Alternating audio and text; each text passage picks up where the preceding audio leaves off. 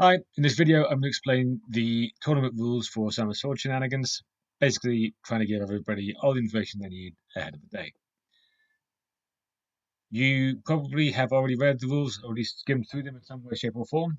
A couple of things that you need to know before we get into this. First of all, every competitor in the tournament is going to also be a judge and or a scorekeeper.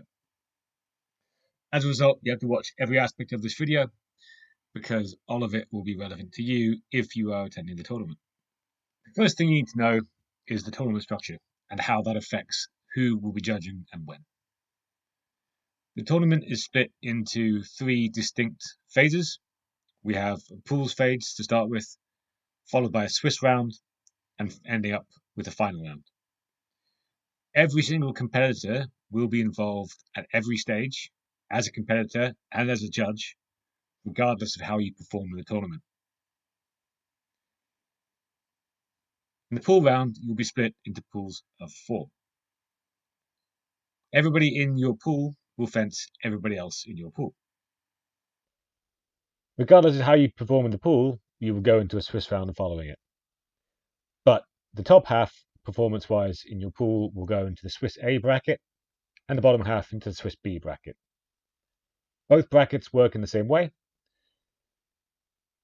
You'll be seeded top performers against bottom performers within the bracket, and that seeding will be split across the different pools, so you will be fencing someone new who you have not yet faced in the tournament. Each subsequent round for the Swiss systems, although there are only 2 rounds in this version, you will face somebody who has performed similarly to you in terms of wins and losses, and the top performer with that level of wins will fence the bottom performer with the same level of wins. At the end of the Swiss round, which will run until there are only 2 fighters who have not lost a match, everybody will progress to the finals round. At the end of the Swiss, there will be a defined order for every fighter in the tournament. Everybody goes into their finals round fighting for a specific position. The top 2 fencers, which will be the 2 who haven't yet lost a fight in the Swiss rounds, will be fencing for gold and silver. The next 2 fencers will be fencing for bronze and 4th place, and so on down the list. The Swiss B, it's exactly the same, except for, of course, the top 2 positions that the top 2 are fencing for are 9 and 10, and again, it goes down throughout the list. Crucially, this means that while wins is the most important thing, how well you win is also important because it will determine where your final position in that Swiss round is. The ranking system I'm about to describe applies at all stages of the tournament, including pools and Swiss. Fighters will be ranked first on the number of wins that they have, second on the number of hits that they have received, and third on the number of hits that they made. The important point, which we'll come to when we talk about the individual match scores, is that in terms of the second criteria, hits received, a clean hit against you and a double are treated exactly the same way. In both cases, you received the hit. So at all stages of the tournament, clean fencing is encouraged. It will have an effect on your final position in the tournament. The individual matches have been designed to try and simplify the judging. They've also been designed so that all scoring can be done just on a mobile phone. The first thing to note is that matches run to 7 exchanges, where an exchange is defined as the situation where at least one fencer has received a quality hit. Judges may call no exchange if they stop play for a safety reason, or they stop play and on reflection realize that the hits are of no quality. In these circumstances, it does not get counted as an exchange. There must be a scoring hit for an exchange to count. Likewise, if judges stop play to give a warning that results in a point penalty to a fighter, that doesn't get counted as an exchange unless there was also a scoring hit. Cuts or thrusts to any valid target will all score 1 point.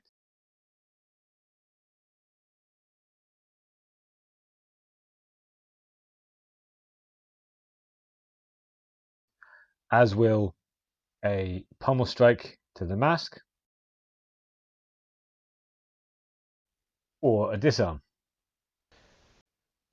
A disarm will only be considered valid at the point where you have broken grappling distance. If you're still in grappling distance and you happen to have both swords, you have not yet successfully disarmed your opponent. Invalid targets are the foot, the groin, or the back of the head. Striking one of these targets will not score and will in fact result in a -1 point penalty. Striking with only one hand on the long sword is only valid if the hand remaining is the top hand, which is primarily intended to allow you to strike in a grapple.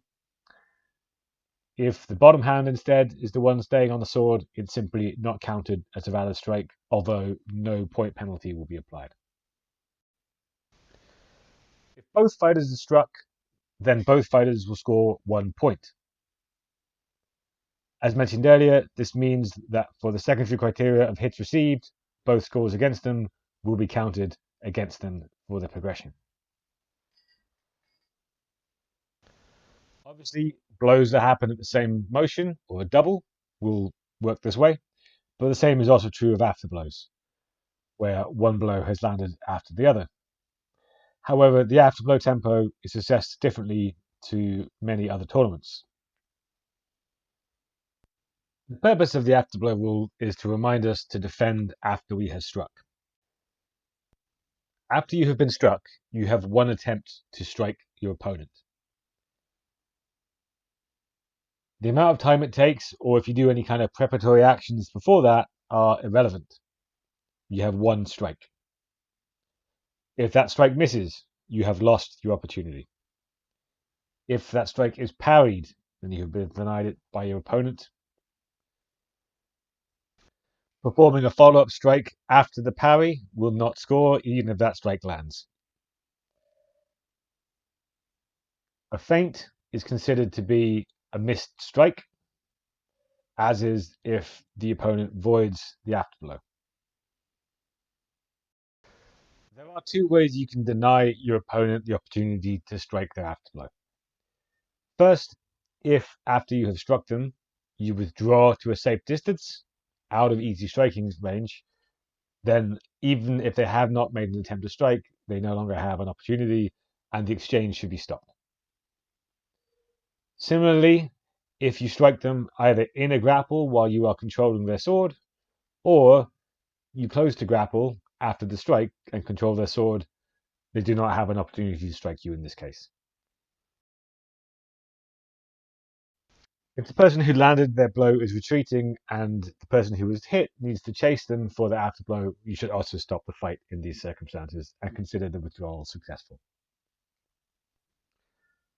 One quirk of the system is that draws are not possible at any stage of the tournament. If you get to the point where you have 7 exchanges and the final score is the same between the two fighters, there are two possibilities. The first way of determining who the winner is to look at the history of exchanges, and the first person to have landed a clean exchange early in the fight is by default the winner.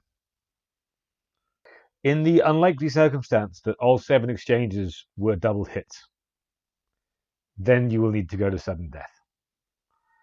However, the sudden death rules are designed to make it so you won't have a situation where you get endless exchanges. If you're in sudden death, a clean exchange from one fencer will win the match for them. If they double again, then there is an assessment criteria that is only applied in sudden death, which is that you first assess if it's an afterblow. If it is an afterblow, then the person who landed their hit first wins the exchange. If it was a double, then you assess first hit location. The higher up the body the strike landed, the priority it has over the other strike. So if it's a double exchanging head for hands, the person who hit the head wins the exchange and thus the match. Hands are ambiguous. Treat hands as above the leg and below the torso. Arms treat equivalent to the torso, and everything else should be very obvious. If you are unsure and it's close enough that you can't make a call, then move to the third criteria, which is the type of hit, where A thrust is considered superior to a cut, and a cut superior to a pommel strike. If after all three criteria have been evaluated, they are still tying, then we play the exchange until someone is a clear winner based upon the sudden death rules. All matches will be run by two judges, a head judge and a secondary judge who's also the scorekeeper. The head judge is in charge of controlling the match and telling fencers when they should start and stop fencing, although both judges should feel free to call halt if there is a safety reason.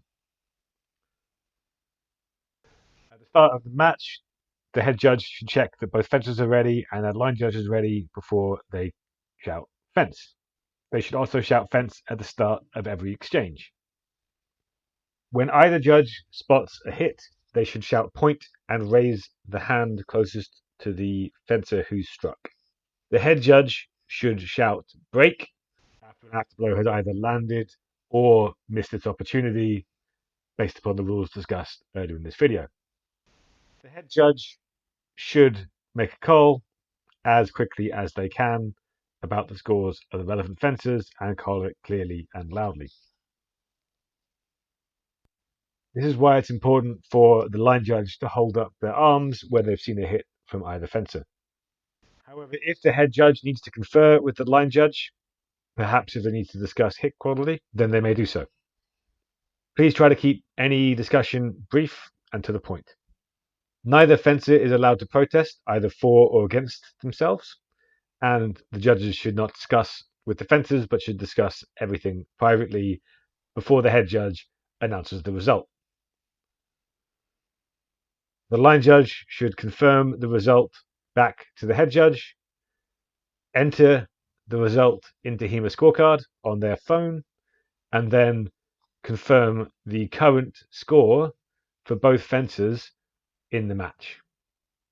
The head judge should either then start the next exchange or end the match, depending on the stage of the match.